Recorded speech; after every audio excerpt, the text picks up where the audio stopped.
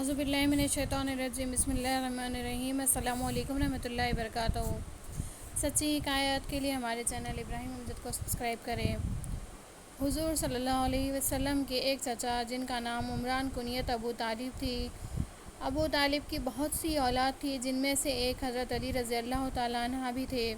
ایک مرتبہ مکہ معظمہ میں قحط پڑ گیا اور لوگ مصیبت میں بری طرح گھر گئے۔ ابو طالب جو کثیر العیال تھے، اپنی محدود آمدنی اور کثیر اولاد کی وجہ سے اس قحط سے بہت متاثر ہوئے۔ اس وقت حضور صلی اللہ علیہ وسلم نے اپنے دوسرے چچا حضرت عباس رضی اللہ تعالیٰ عنہ سے فرمایا کہ چلیے میرے ساتھ ابو طالب کے گھر چلیں اور ان کے عیال کا بار کچھ ہلکا کریں۔ چنانچہ حضور صلی اللہ علیہ وسلم اور حضرت عباس رضی اللہ تعالیٰ عنہ ابو طالب کے پاس پہنچے اور حضرت عباس رضی اللہ تعالیٰ عنہ نے اپنی کفالت میں جعفر رضی اللہ تعالیٰ عنہ کو لے لیا اور حضور صلی اللہ علیہ وسلم نے اپنی نگرانی میں حضرت علی رضی اللہ تعالیٰ عنہ کو لے لیا، اور حضرت علی رضی اللہ تعالیٰ عنہ بھی 7 یا 8 سال ہی کے تھے کہ آپ نے اسلام قبول فرما لیا۔ نزہۃ المجالس صفحہ نمبر 343۔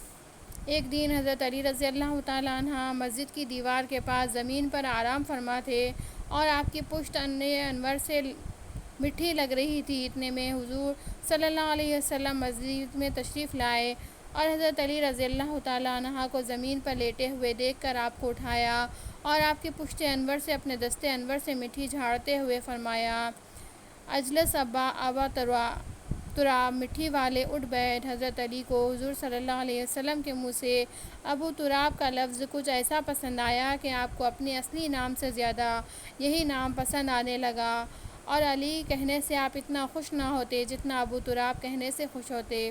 تاریخ الخلفاء صفحہ نمبر 118۔ حضور صلی اللہ علیہ وسلم صحابہ اکرام علیہ رضوان کے مقدس لشکر کو لے کر خیبر کے یہودیوں کی سرکوبی کے لیے نکلے اور خیبر پہنچ کر یہودیوں کے سب قلعوں کو محصور کیا۔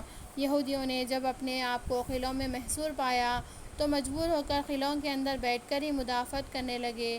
یہودیوں کو اپنے ان قلعوں پر بڑا ناز تھا، لیکن اسلامی شیروں نے ان کے تیروں اور پتھروں کی زد میں رہتے ہوئے آگے بڑھ کر قلعہ نام کے ساتھ اور بھی 2 قلعے فتح کر لیے۔